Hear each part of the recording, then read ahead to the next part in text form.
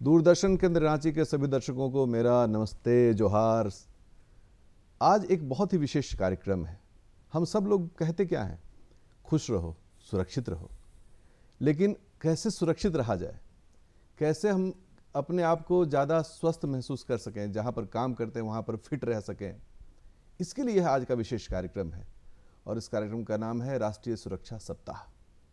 क्योंकि आज 4 मार्च को यह दिवस के रूप में प्रारंभ होता है और पूरे हफ्ते भर पूरे देश में, स्कूल्स में, कॉलेजेस में और भी जितने इंडस्ट्रीज हैं, उन सभी जगहों पर इसके संबंधित कि कैसे हम सुरक्षित रहें, क्या क्या सेफ्टी मेजर्स हमको अपनाना चाहिए, इन तमाम चीज़ों के लिए जागरूकता कार्यक्रम चलता है। लेकिन जैसा कि हम सब जानते हैं, या तो हम अपने घर में रहते हैं या फिर उस जगह पर जहाँ पर हम काम करते हैं, और आवागमन के लिए भी हम सड़क पर रहते हैं या फिर ट्रेन के माध्यम से या एरोप्लेन के माध्यम से घूमते हैं। अगर हम इन सभी जगहों पर सुरक्षित तरीके से ना रहें और किसी भी खतरा के प्रति अगर हम संवेदनशील नहीं हैं, तो बहुत मेजर दुर्घटनाएं हो सकती हैं। भोपाल गैस त्रासदी किसको याद नहीं है। पूरे आंकड़ा कहता है कि पूरे देश में सबसे ज़्यादा जो मौतें होती हैं वो सड़क दुर्घटना में होता है। इसके अलावा हर एक इंडस्ट्री में, हर जगह जहां आप रहते हैं वहां पर सुरक्षा कैसे स्थापित हो, कैसे सेफ्टी मेजर्स का पालन किया जाए, आज इसी विषय पर हम लोग चर्चा करेंगे। दर्शकों, आप हम सब जानते हैं, पर्यावरण का प्रदूषण हो या फिर जिस जगह पर हम रहते हैं वहां पर किसी प्रकार का ध्वनि प्रदूषण हो या मिट्टी का प्रदूषण हो, यह भी हमारे सुरक्षा के लिए बहुत ही एक घातक विषय है। इन सभी विषयों पर बात करने के लिए हमारे स्टूडियो में आज हमारे साथ दो बहुत ही जानकार व्यक्ति अपने अपने क्षेत्र के उपस्थित हैं। आइए मैं आपका इनसे परिचय करवाता हूं। सबसे पहले मैं परिचय कराता हूं श्री M.K. गुप्ता जी से। आप प्रिंसिपल हैं झारखंड गवर्नमेंट टूर रूम का। आपका बहुत बहुत स्वागत है सर। फिर मैं आपका परिचय कराता हूं श्री दीपेंद्र कुमार जी से। नमस्कार। आप DGM हैं सेफ्टी उषा मार्टिन इंडस्ट्रीज में जी, रांची में। आपका बहुत बहुत स्वागत है सर। दीपेंद्र सर, सबसे पहले आपसे ही बात करते हैं जी कि राष्ट्रीय सुरक्षा सप्ताह मनाने के पीछे क्या उद्देश्य, क्या इतिहास है इसका? इसका इतिहास आनंद जी ऐसा है कि जब 1947 में हमारा देश आज़ाद हुआ, उसके बाद ये देश औद्योगिकरण के रूप में आगे बढ़ा और आगे बढ़ने के बाद बहुत सारे इंडस्ट्रीज हिंदुस्तान में आए। और आने के बाद क्या हुआ, इंडस्ट्रियलाइजेशन जब हुआ उसमें क्या फैक्ट्री तो बढ़ते गए, लेकिन दुर्घटना के आसार और दुर्घटना का संख्या भी काफ़ी बढ़ने लगा जी। और ये भारत सरकार और जनप्रतिनिधि और आम समाज में भी ये काफ़ी चर्चा होने लगी कि औद्योगिकरण तो हुआ है लेकिन दुर्घटनाएं भी हो रही है, क्या किया जाए। तो 1962 में भारत सरकार ने श्रम और नियोजन रोजगार मंत्रालय ने एक कॉन्फ्रेंस किया दिल्ली में। उस कॉन्फ्रेंस के बाद ये इस बातें की चर्चा हुई और उसी संदर्भ में फिर 1965 में भी इसका एक कॉन्फ्रेंस हुआ, जिसमें कि एक निर्णय लिया गया कि हम लोग भारत सरकार के द्वारा एक नेशनल सेफ्टी काउंसिल का गठन किया जाए। और 4 मार्च 1966 को इसका गठन किया गया और ये बॉम्बे में स्थापित किया गया। उसके बाद वो अपना अवेयरनेस का प्रोग्राम और कैसे उसमें लागू करने सुरक्षा के बारे में, क्या क्या सुरक्षा में होना चाहिए, इन्होंने 1966 से 1972 तक सतत प्रयास किया और दुर्घटना की रोकने में काफ़ी संभावनाएं को रोके, दुर्घटना की संख्या में भी कमी आई। उसके बाद ये निर्णय लिया गया कि क्यों नहीं हम लोग 4 मार्च 1972 को हम लोग प्रथम राष्ट्रीय सुरक्षा दिवस के रूप में मनाया जाए। इस मनाने का उद्देश्य ये था कि लोगों में जानकारी हो, लोग इनको जाने कि सुरक्षा क्या चीज़ होता है, कैसे किया जाए, इसका क्या महत्व है। तो सबसे पहले 4 मार्च 1972 को ही भारत में राष्ट्रीय सुरक्षा दिवस के रूप में मनाया गया। तदुपरांत प्रत्येक साल इसको हम राष्ट्रीय सुरक्षा दिवस और राष्ट्रीय सुरक्षा सप्ताह के रूप में मनाते हैं। बिल्कुल, आपने बिल्कुल दीपेंद्र साहब ने सही कहा और बहुत अच्छी जानकारी आपने हमारे दर्शकों को दिया है। अब गुप्ता सर, आपसे हमारी बातें हैं क्योंकि आपका तो संस्थान है जहाँ पर बहुत सारे विद्यार्थी आते हैं, पढ़ते हैं, सीखते हैं। क्या उद्देश्य है इस राष्ट्रीय सुरक्षा सप्ताह के मनाने के पीछे, क्या उद्देश्य और क्या आप किस तरह से आप लोग अपने संस्थान में से मनाते हैं? सबसे महत्वपूर्ण बात यह है कि लोगों को इसकी जानकारी हो। हम लोग सिर्फ एक सप्ताह मना लेने से कि काम नहीं चलेगा। सुरक्षा इतना इम्पोर्टेंट, इतना महत्वपूर्ण विषय है कि ये हमें अपने डे टू डे लाइफ में उतारना होगा। बिल्कुल। और एक सप्ताह तो ये जागरूकता पैदा करने के लिए हम लोग ज़रूर इसको मना रहे हैं, लेकिन सिर्फ एक दिन या एक सप्ताह मना करके हमें नहीं चुप बैठ जाना। हमारे डे टू डे लाइफ में डेली हमें, जैसे हम लोग, हमारे जो स्टूडेंट्स आते हैं जी, हर एक कोर्स के साथ हम लोग उनको सेफ्टी की ट्रेनिंग देते हैं। इनकी पहला दिन, उनका सबसे पहली जो ट्रेनिंग होती है कि उनको वर्कशॉप में आ रहे हैं अपने और वर्क प्लेस पे जा रहे हैं, तो किस तरह से वो सबसे पहले अपनी सुरक्षा करें।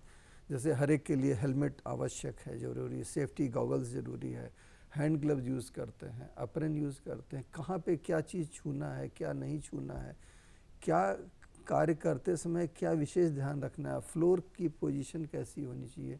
तो ये सारी चीज़ों की ट्रेनिंग उनको पहले दिन से ही हम लोग देना शुरू करते हैं।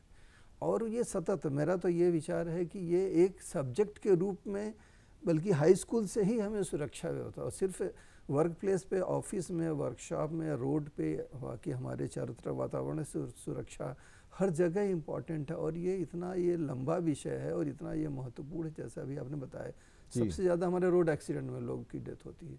यही अगर हम लोग बचा लें तो कितनी बड़ी होगी। तो जी, आपने बिल्कुल सही कहा है गुप्ता सर। और सही है कि पहले तो ये सीखना चाहिए कि क्या नहीं करना है, क्या नहीं करना है। किसी भी इंडस्ट्री में या वर्क प्लेस पर क्या क्या नई चीज़ें छूनी है, उनका एक होना चाहिए। सर, दीपेंद्र सर, आप तो चूंकि एकदम इंडस्ट्री, हार्डकोर इंडस्ट्री में ही हैं जी, कैसे एक आप स्वरूप बनाते हैं कि जहाँ एक्सीडेंट ना हो, सुरक्षित रहें लोग, इसके लिए आप कैसे योजनाएं बनाते हैं? जैसे उदाहरण के तौर पर गुप्ता साहब ने बताया कि ये शिक्षण प्रशिक्षण संस्थान से जुड़े हुए हैं और वहाँ से ट्रेन करके थियोटिकली और कुछ प्रैक्टिकली भी देते हैं। जो ही इस तरह के संस्थान से हम बच्चे को लाते हैं अपने कार्यस्थल पे, तो सबसे पहले हम लोग उनका एक सप्ताह का रिगरस सुरक्षा में ट्रेनिंग देते हैं। ट्रेनिंग में क्या क्या देते हैं, क्योंकि एक इस चीज़ को मानते हैं कि सुरक्षा क्या है, सुरक्षा में क्या क्या करना है, सुरक्षा उपकरण क्या है, उसके बाद सुरक्षा कैसे करेंगे, प्लांट के अंदर में कैसे काम करेंगे, क्या हमारा स्टैंडर्ड प्रोसीड्यूर्स है, इस सब के बारे में एक विस्तृत हमारा कोर्स करिकुलम होता है, जो एक सप्ताह सिर्फ सेफ्टी के जो प्रोफेशनल क्वालिफाइड हैं वही उनको प्रशिक्षित करते हैं।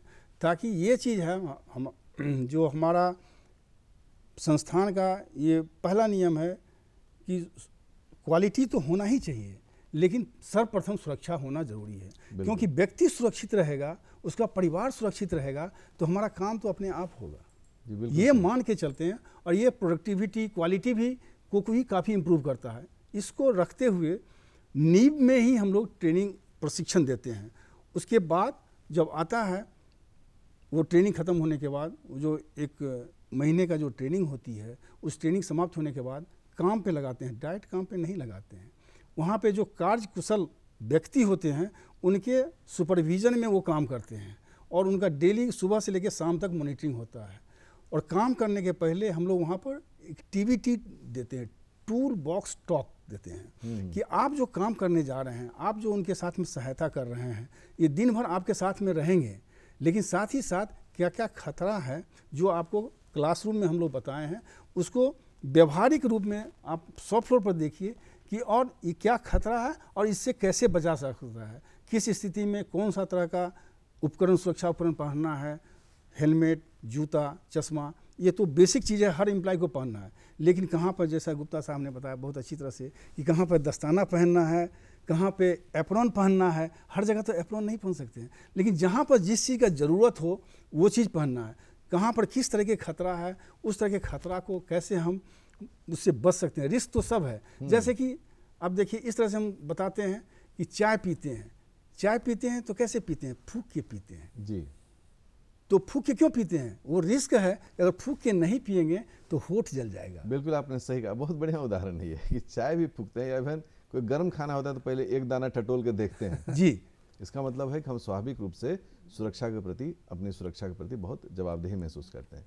लेकिन गुप्ता सर, कहीं न कहीं या तो जानकारी की कमी है, बढ़िया से कोई शिक्षा दीक्षा नहीं हुई कि क्या घर में ही तो कैसे सुरक्षित रहें, बाहर हैं तो हम भी सुरक्षित रहें, दूसरे भी सुरक्षित रहें, या अगर जानकारी है तो फिर इग्नोरेंस है ना, कि नहीं अरे छोड़ो, हमारे साथ थोड़ा ही होगा, ऐसा तो बिल्कुल होना ही नहीं चाहिए।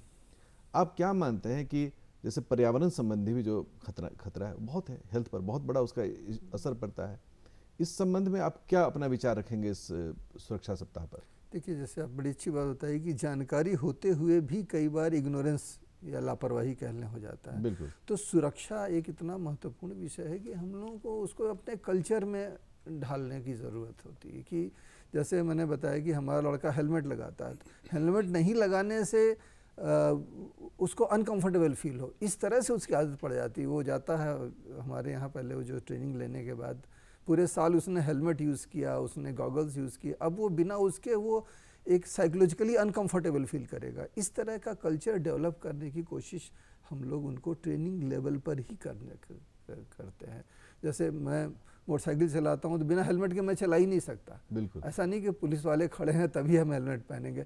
तो उस तरह का एक कल्चर डेवलप करने की ज़रूरत है, तो हमारा वातावरण अपने आप उसकी तरफ आगे बढ़े। जी, आपने बिल्कुल सही कहा। और दीपेंद्र सर, क्या है कि सरकार तो कई योजनाएं बनाती हैं। इवन हम यदि ट्रेन में जाएं तो वहाँ देखते हैं कि ऐसे एल्युमिनियम शीट पर सुरक्षा के नियम लिखे रहते हैं कि आपको गैस स्टोव नहीं लाना है, या आपको यहाँ सिगरेट नहीं जलाना है, माचिस नहीं जलाना है।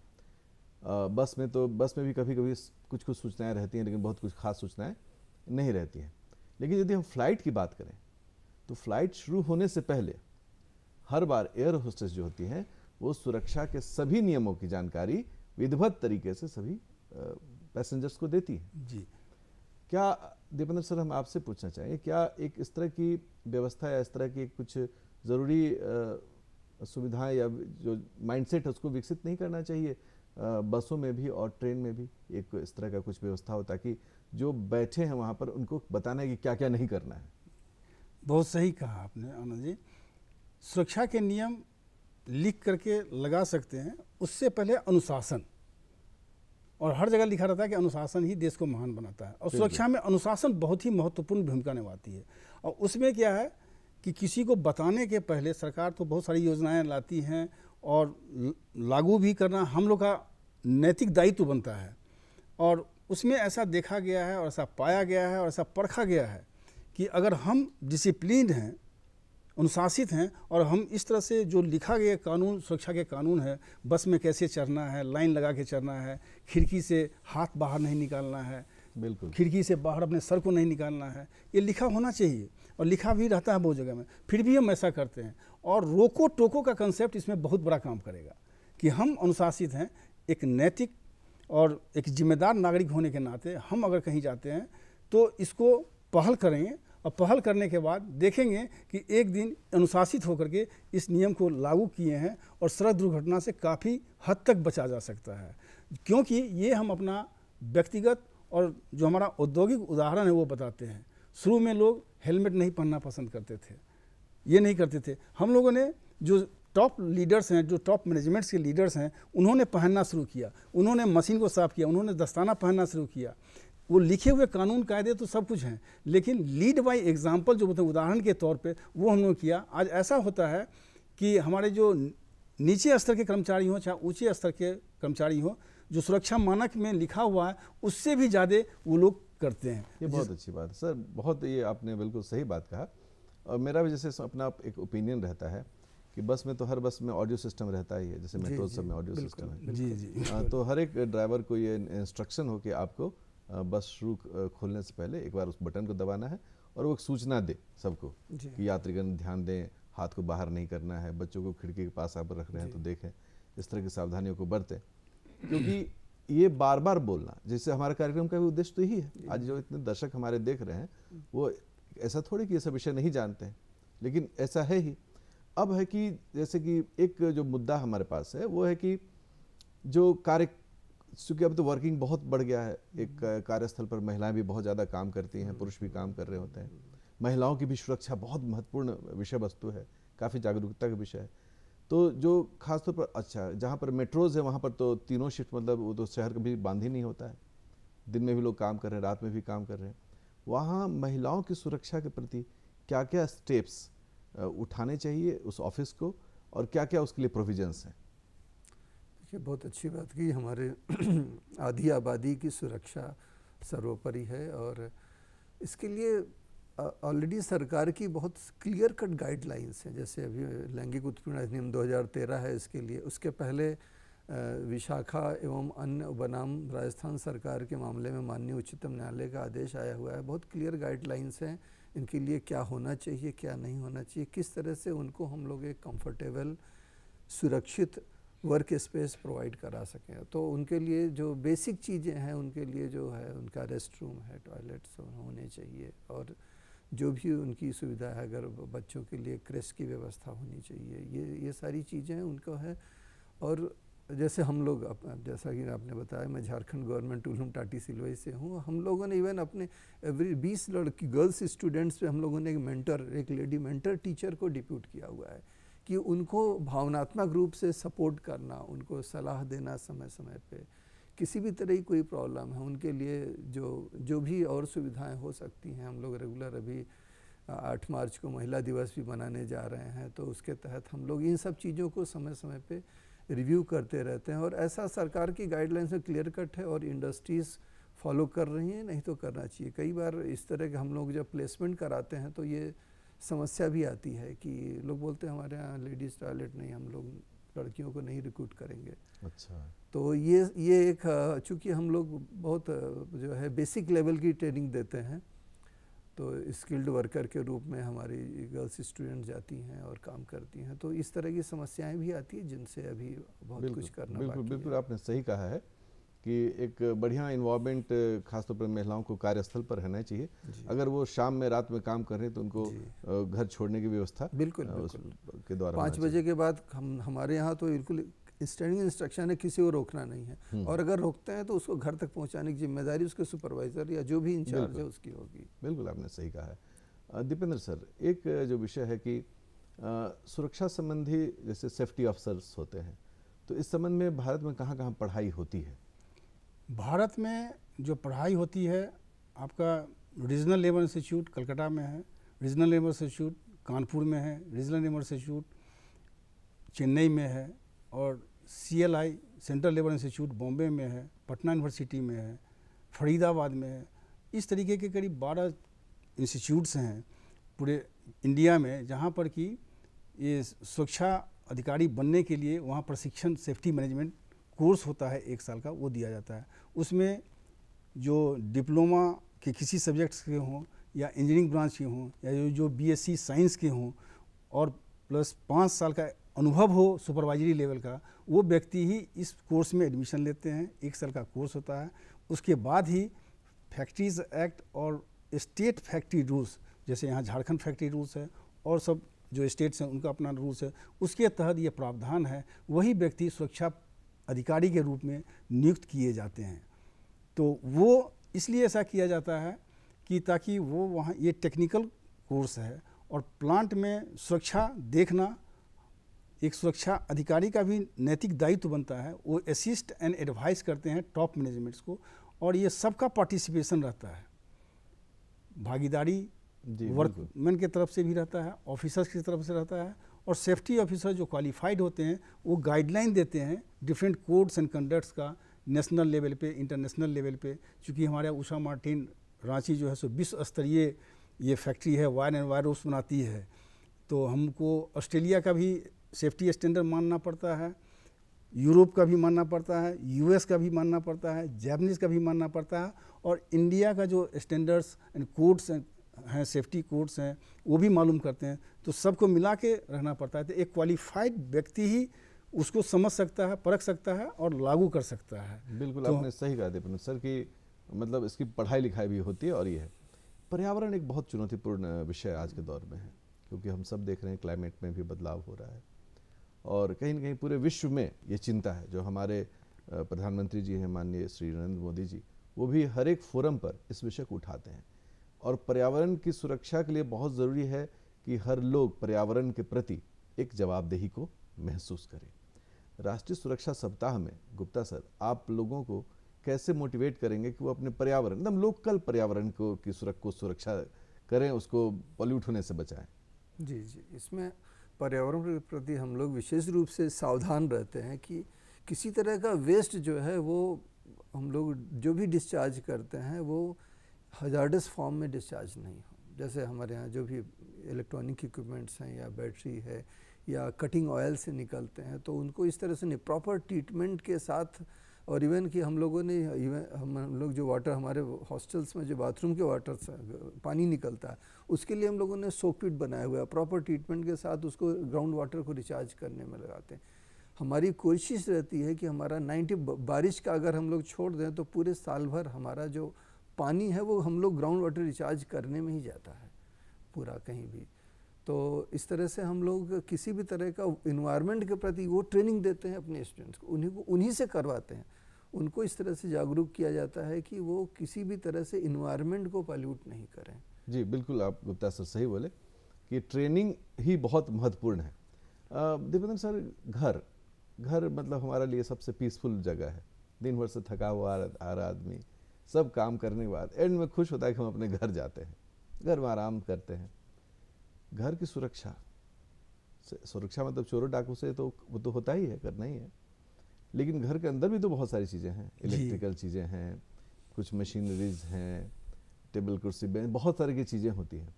तो चूंकि हमारे जो दर्शक हैं वो आम दर्शक हैं जो अपने घर में बैठ कर ही भी ये कार्यक्रम देख रहे हैं, तो आप उनके लिए क्या क्या कहेंगे कि अपने घर में उनको ध्यान देना चाहिए? बहुत अच्छा सवाल है। हम लोग इस बार जो सुरक्षा सप्ताह मनाने जा रहे हैं, आज से जो सुरक्षा दिवस है, इसमें तो बहुत सारे कार्यक्रम किए हैं और हम लोग अगल बगल में घरों की सुरक्षा के लिए एक कार्यक्रम लगाए जा रहे हैं जो 7 मार्च को हम लोग करेंगे। वहाँ जितने भी घर के आसपास हैं लोग, उनको बुला रहे हैं और उनको प्रशिक्षण दे रहे हैं। उनको क्या प्रशिक्षण देंगे? वो प्रशिक्षण देंगे कि घर में जैसे गैस आजकल सब लोग यूज़ करते हैं, तो गैस का सुरक्षा सबसे महत्वपूर्ण चीज़ है।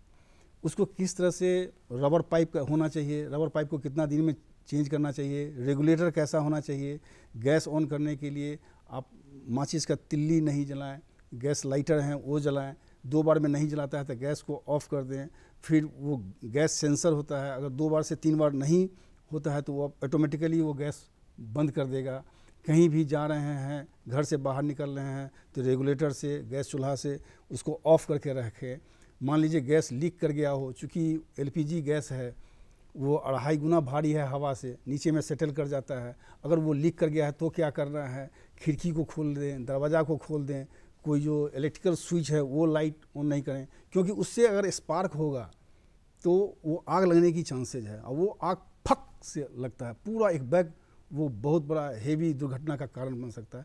सो इस सब तरह का चीज़, जैसे बिजली का सुरक्षा करना है तो भींगे हुए हाथ से आप प्लग को न छुएं, उससे करंट लगने की संभावना होती है। कहीं भी वायर खुला नहीं रखें, उससे शॉर्ट सर्किट लग सकता है, आपको करंट मार सकता है।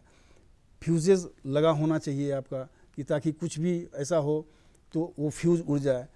फ्यूज़ में मोटा तार नहीं लगाना चाहिए, ये ऐसा नहीं हो कि करंट लग जाए और फ्यूज़ उड़ा ही नहीं, इसलिए उसका जो निर्धारित वायर हो, पतला तार, वो तार लगाना चाहिए। इत्यादि सब के बारे में हम बताने जा रहे हैं और ये लोगों को, आम लोगों को भी जानना चाहिए ताकि घर में सुरक्षित रहें, क्योंकि घर में अगर सुरक्षित रहेंगे तभी बाहर सुरक्षित जाके काम कर सकेंगे। बिल्कुल बिल्कुल बिल्कुल। इस बार है भी हमारा थीम कि गवर्नेंस, इन्वायरमेंट एंड सोसाइटी। जी, तो समाज के सभी लोग सुरक्षित रहें जी, और समाज के लोग तभी सुरक्षित रह सकते हैं जब पर्यावरण की सुरक्षा हो। रोड सेफ्टी भी एक बड़ा विषय, तो रोड सेफ्टी पर कार्यक्रम भी हुआ करते हैं। जैसा मैंने पहले ही कहा था कि रोड पर सबसे ज़्यादा दुर्घटनाएं होती हैं और बार बार इसके लिए लगातार कार्यक्रम चलते रहता है स्कूल में, कॉलेजेस में, फिर भी ये दुर्घटनाएं होती हैं। इसमें क्या आप कुछ मापदंड कहना चाहते हैं क्या गुप्ता सर? क्योंकि एक बार हम चाहेंगे संदेश भी आप दें इस पर आज। जी बिल्कुल। ये देखिए, जागरूकता सबसे बड़ा जो है, नियम कानून बने हुए हैं, जब हम रूल्स को फॉलो नहीं करेंगे तो कहीं ना कहीं हम लोग अपने आप को खतरे में डालते हैं। अभी थोड़ी देर पहले आप बता रहे थे जो बस में, ट्रेन में जो है कि ड्राइवर अनाउंसमेंट कर दें, तो उसमें हम लोग आजकल स्पीकर्स लगे होते हैं बसों में, ट्रेन में, और ये फ्रिक्वेंटली अनाउंसमेंट होता रहे कि क्या करना है, क्या नहीं करना है। और जब ड्राइविंग लाइसेंस मिलता है तब तो ट्रेनिंग मिलती है, लेकिन इसमें कहीं ना कहीं हम लोगों को रेगुलर ट्रेनिंग, साल में एक बार ये कंपलसरी हो कि 3 दिन का ट्रेनिंग इम्पॉर्टेंट है, ये ज़रूरी, चाहे वो मोटरसाइकिल के 2 व्हीलर हो या 4 व्हीलर का हो। इवन कि जो लोग रोड पे चलते हैं उनके लिए भी है, ऐसे ही नहीं सड़क पार करने लगे, या किनारे चलना है तो क्या ध्यान रखना है। तो और जो सबसे अच्छी चीज़ जो मैं कहना चाह रहा हूँ कि अनाउंसमेंट तो हम लोग बहुत आराम से बसों में, ट्रेन पे, बस स्टॉप पे या रोड साइड में वो शुरू करा सकते हैं, जितना जल्दी हो उतना है, क्योंकि रिपीटेडली जब एक बात होती है तो कहीं ना कहीं लोग उस पर ध्यान देते हैं, नहीं तो वो जानते हुए भी वो इग्नोर कर देते हैं उस चीज़ को। बिल्कुल। तो ये चीज़ें ज़रूरी है कि एक तो प्रॉपर फ्रिक्वेंटली ट्रेनिंग हो लोगों को, और जागरूकता के लिए जो है, जो जगह जगह रोड पे लिखा तो जाता ही है, अनाउंसमेंट कहीं ना कहीं हर कोई पढ़ नहीं पाता है, तो अगर वो अनाउंसमेंट होता रहे कि क्या करना क्या नहीं करना, मतलब कि मीडिया का उपयोग जी, मीडिया का उपयोग कर। अब आज तो बहुत अच्छी बातें हो रही हैं, लेकिन हम चाहेंगे कि एक बार आप दीपेंद्र सर, आप दर्शकों को संदेश देना चाहते हैं कि वो अपने कैसे सुरक्षित रहें।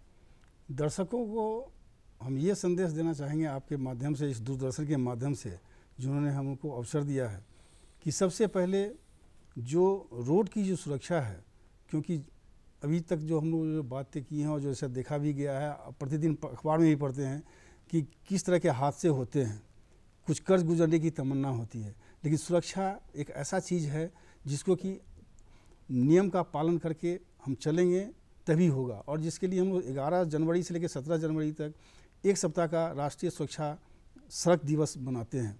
उसमें हम लोग अलग अलग तरीके का प्रशिक्षण का कार्यक्रम करते हैं, और हम दर्शकों को ये कहेंगे कि अगर आप रोड पे चल रहे हैं, भीड़ भाड़ इलाके में चल रहे हैं, जो नियम कानून है उसको लेके चले, हमेशा बाएं की तरफ चले, गाड़ी को अपने स्पीड से नहीं चले, पहुंचना तो है नियम कानून की आप बिल्कुल जानकारी रखें। बहुत अच्छे से आप दोनों ने आज विषय पर हमारे साथ बातों को रखा है। दर्शकों, ये राष्ट्रीय सुरक्षा सप्ताह आप भी मनाएं। यदि हम ऐसे कहें कि आप भी अपने घर में देखें कि कौन कौन सी चीज़ें हैं जो ख़तरनाक हैं और उसके क्या हमने ठीक से उपाय कर रखे हैं। आप बातें करें, समाज में लोगों से चाय पीते हुए बातें करें। ये सुरक्षा सप्ताह है, देखो तुम अपने बाइक और तुम अपने कार सब पर ध्यान दो, सड़क पर चल रहे हो ठीक से। क्योंकि जब हम बातें करते हैं लोगों से तो कहीं ना कहीं ये बातें दिमाग में पहुंचती हैं और लोगों का सुरक्षा के प्रति नज़रिया भी बदलता है। क्योंकि जान बहुत कीमती है, हर एक व्यक्ति का जान बहुत कीमती है और उसके लिए उसको हर उपाय करना चाहिए। तो आज इस कार्यक्रम में हमारे बीच हमारे 2 रिसोर्स पर्सन जो कि बहुत ही जानकार व्यक्ति हैं हमारे साथ उपस्थित रहे।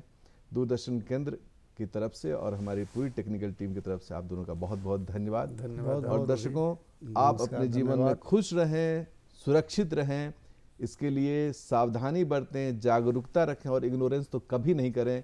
इसी संवाद के साथ मुझे भी दीजिए आप इजाज़त। नमस्ते। नमस्ते। नमस्ते।